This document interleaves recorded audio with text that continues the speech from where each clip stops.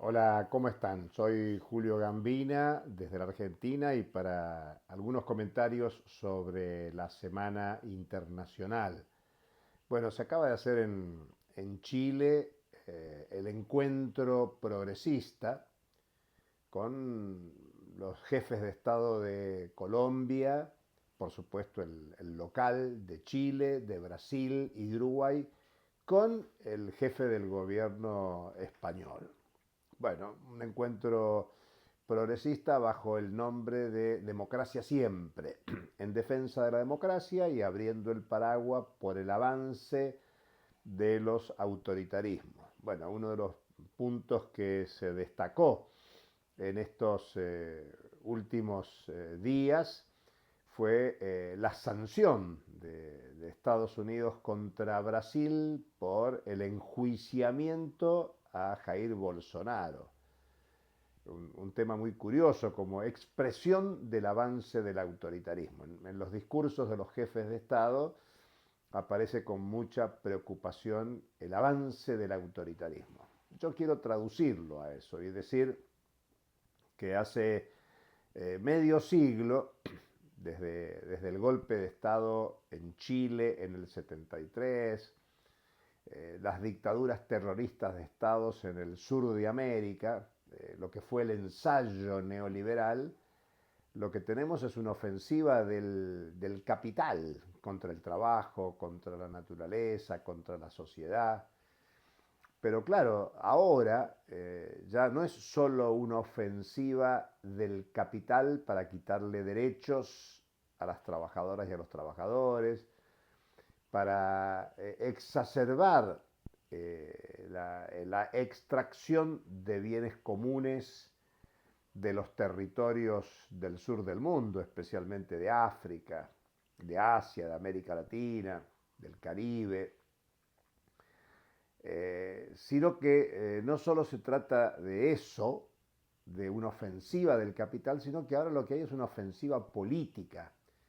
para cambiar la tradición, eh, podemos decir, de democracia generalmente aceptada en el mundo capitalista, lo que se dice la democracia burguesa, el aliento a formas republicanas de gobierno, para el estímulo de procesos más autoritarios. Procesos autoritarios que no solo afectan derechos de las personas, derechos individuales, derechos sociales, derechos colectivos, sino que lo que intentan es generar mejores condiciones para el funcionamiento del capitalismo. Un capitalismo que está en crisis, varias veces hemos comentado, los organismos internacionales aluden a un proceso de desaceleración creciente de la economía mundial no despunta e incluso se puede decir que no es tan grave la situación porque hay países como China, como la India, que generan niveles de crecimiento que por el peso que tienen, sobre todo China en la economía mundial, bueno, disminuyen el impacto del decrecimiento de la economía mundial. Digamos, el crecimiento no es más pobre porque todavía China crece a niveles muy importantes. Para hablar de la actualidad, la información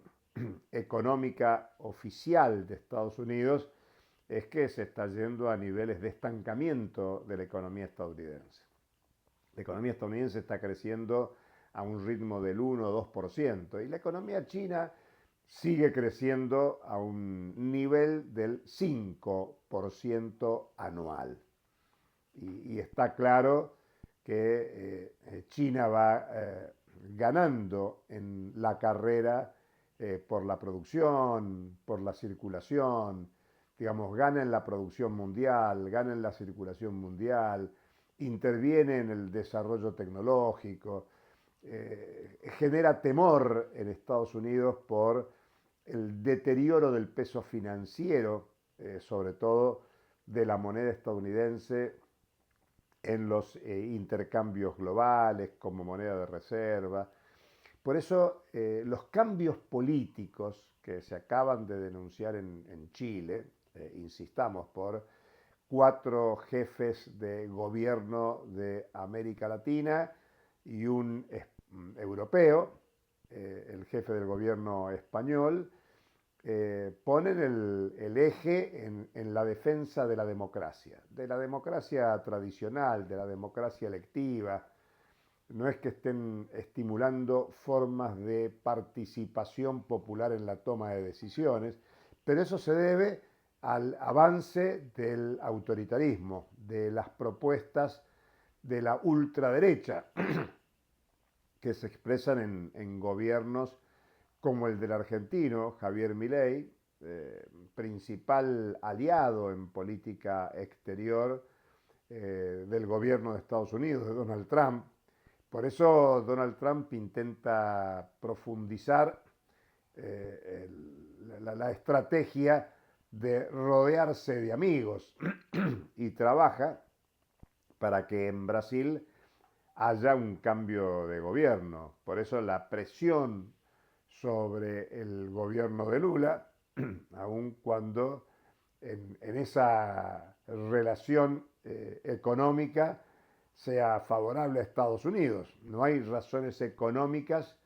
para que haya una confrontación como la que instala Donald Trump con Brasil. Ahora, si el progresismo latinoamericano llama la atención sobre el avance del autoritarismo, la pregunta sería, bueno, ¿por qué hay que actuar a la defensiva,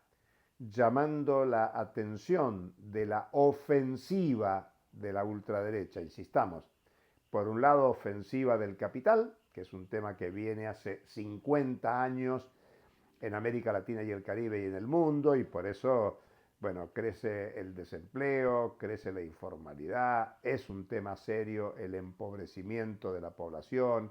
el deterioro de las condiciones de vida. ¿Por qué no pensar, además de una actividad de denuncia del avance del autoritarismo, en recrear los mejores momentos de la ofensiva que hubo en América Latina y el Caribe para generar condiciones de intervenir articuladamente en las relaciones económicas, políticas, diplomáticas en el plano internacional? Y estoy aludiendo a la primera década del siglo XXI y una parte de la segunda década del siglo XXI. Quizás el punto más alto es la construcción de la CELAC, que permitió agrupar a los países de América Latina y el Caribe sin la presencia ni de Estados Unidos ni de Canadá, y tener una estrategia compartida para pensar diplomacia compartida, para pensar política compartida, para pensar proyectos económicos, productivos, compartidos,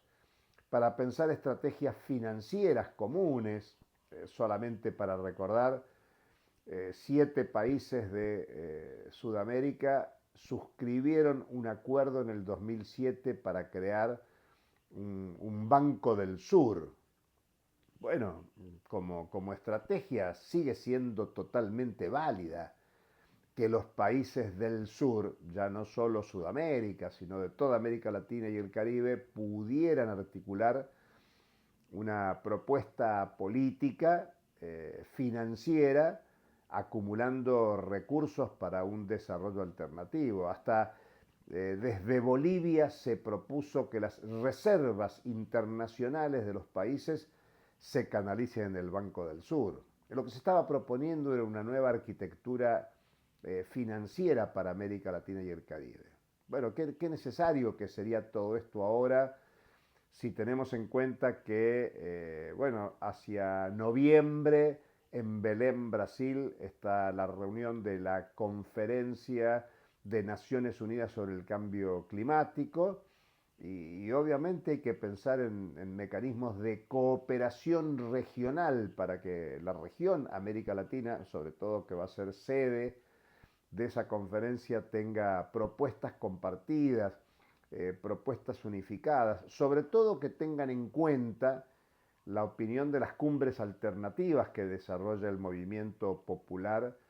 en defensa del medio ambiente, contra el modo de producción, el modelo productivo y desarrollo que se asienta en el extractivismo, el deterioro de los bienes comunes, la afectación y la toxicidad que afecta la tierra, el agua, que deforesta y destruye los bosques. Bueno, noviembre va a ser un momento de reuniones formales, oficiales, globales, pero también de movimientos populares que confluyen en Belén para decirles a los gobiernos el rechazo a las políticas de austeridad, a las políticas de contaminación, a las políticas de potenciación de un modelo productivo y de desarrollo que afecta a las condiciones de vida de la mayoría de los pueblos del mundo. Por eso también confluye en noviembre en Belén un encuentro ecosocialista para recuperar, por un lado, que al desarrollo capitalista se le puede oponer una alternativa de carácter socialista y que tiene que ser compatible con la defensa del medio ambiente, con la defensa de la tierra, con la defensa del agua, con la defensa de los bienes comunes porque pertenecen a esta generación y a las generaciones venideras. Digamos que es interesante que haya un grupo de presidentes de América Latina